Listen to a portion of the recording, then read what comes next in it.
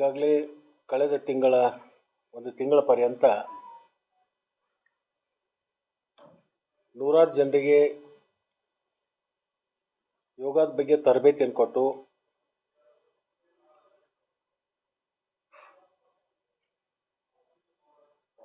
ಬಹಳಷ್ಟು ಜನ ಆ ಯೋಗ ಶಿಬಿರದಲ್ಲಿ ಭಾಗವಹಿಸಿ ಪರಿಣಿತರಾಗಿರ್ತಕ್ಕಂಥದ್ದು.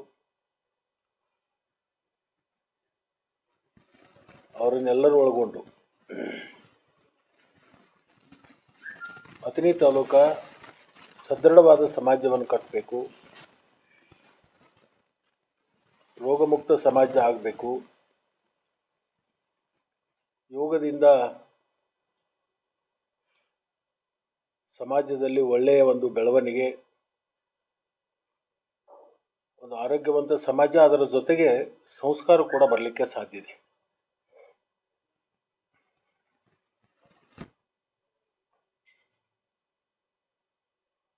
ಆ ಒಂದು ಹಿನ್ನೆಲೆಯಲ್ಲಿ ನಾಳೆ 21ನೇ ತಾರೀಕು ಸಾವಿರಾರು ಜನರಿಗೆ ಯೋಗದ ಅರಿವನ್ನು ಮೂಡಿಸುವುದರಲ್ಲದೆ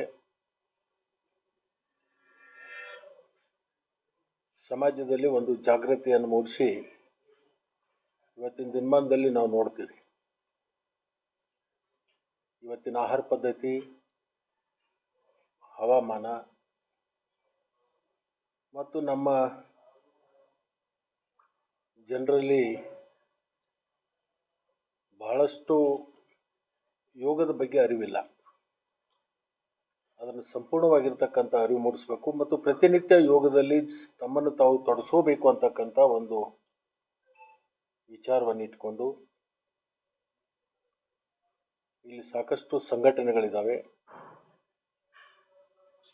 ಅವೆಲ್ಲರ ಸಂಯುಕ್ತ ಆಶ್ರಯದಲ್ಲಿ ನಾವು ಈ ಯೋಗ ದಿನವನ್ನು ಆಚರಣೆಯನ್ನು ಮಾಡ್ತಾ ಇದ್ದೀವಿ.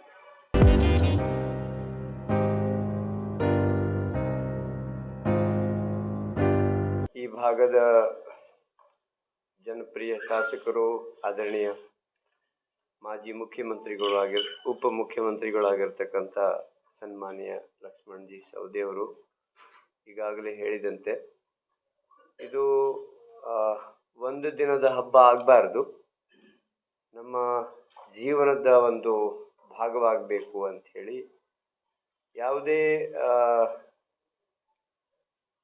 ವಿಚಾರದ ಮೇಲೆ ಜನರಿಗೆ ನಂಬಿಕೆ ಬರಬೇಕಾದ್ರೆ ಅದು ಸ್ವಲ್ಪ ಬೃಹತ್ ಪ್ರಮಾಣದಲ್ಲಿ ಮಾಡಿದಾಗೆ ಜನ ನಂಬ್ತಾರೆ. ಈಗ 5-10 ಜನ ಒಂದು ಕಡೆ ಅಭ್ಯಾಸ ಮಾಡ್ತಾ ಇದ್ರೆ ಜನರಿಗೆ ಅಷ್ಟು ನಂಬಿಕೆ ಬರೋದಿಲ್ಲ. ಅದರಿಂದ ಈಗ ನಾವು ಒಂದು ತಿಂಗಳ ಇಲ್ಲಿ ಒಂದು ವಿಶೇಷ ಯೋಗ ತರಬೇತಿ ಇಲ್ಲಿ ಮಾಡಿದ್ದೀವಿ. ಒಂದು 200 ಜನ ಆ ತರಬೇತಿಯನ್ನು ಪಡೆದವರಿದ್ದಾರೆ. ಅವರೆಲ್ಲರ ಒಂದು ಆಸೆ ಆಗಿತ್ತು, ನಾವು ಈ ಸಾರಿ ಅಥಣಿಯಲ್ಲಿ ಬಹಳ ದೊಡ್ಡ ಪ್ರಮಾಣದ ಈ ಯೋಗ ದಿನ ಆಚರಣೆ ಮಾಡೋಣ. ನಾನು ರಾಜ್ಯದ ಎಲ್ಲ ಜಿಲ್ಲೆಗಳ ಒಂದು ಪ್ರವಾಸ ಮಾಡಿ ಲಕ್ಷಾಂತರ ಜನರಿಗೆ ಅಭ್ಯಾಸ ಮಾಡಿಸುವಂಥ ಒಂದು ಭಾಗ್ಯ ನನಗೆ ಸಿಕ್ಕಿದೆ. ಆದರೆ ವರ್ಷ ಒಂದೊಂದು ಜಿಲ್ಲೆಗೆ ನಾನು ಈ ಒಂದು ಶಿಬಿರವನ್ನು ಮಾಡ್ತೀನಿ. ಈ ಸಾರಿ ಅಥಣಿಯಲ್ಲಿ ಮಾಡೋಣ ಅಂತ ಸಾಹೇಬರು ಕಳೆದ ಬಾರಿ ಭೇಟಿ ಆದಾಗೆ ನಾನು ಕೇಳಿದ್ದೆ, ಅವಶ್ಯ ಮಾಡೋಣ ಅಂಥೇಳಿ ಭಾಳ ಪ್ರೀತಿಯಿಂದ ಅವರು ಒಪ್ಕೊಂಡಿದ್ದಾರೆ. ಅದಕ್ಕೆ ನಮ್ಮ ಮೂಲ ಭಾವನೆ ಅಥಣಿಯ ಪ್ರತಿ ವಾರ್ಡ್ನಲ್ಲಿ ಬರುವ ಯೋಗ ದಿನಾಚರಣೆ ಒಳಗಾಗಿ ಒಂದೊಂದು ಯೋಗ ಕೇಂದ್ರಗಳನ್ನು, ಯಾಕಂದರೆ ತರಬೇತಿ ಪಡೆದವರು ಇದ್ದಾರೆ, ಈಗ ಅವರಿಗೆ ಈ ಒಂದು ಸೇವೆಯನ್ನು ನಾವು ಒದಗಿಸಬೇಕು ಅಂಥೇಳಿ ಈ ಶಿಬಿರದ ಮೂಲಕ ನಾವು ಸಾರ್ವಜನಿಕರಿಗೆ ಆಹ್ವಾನ ಮಾಡ್ತೀವಿ.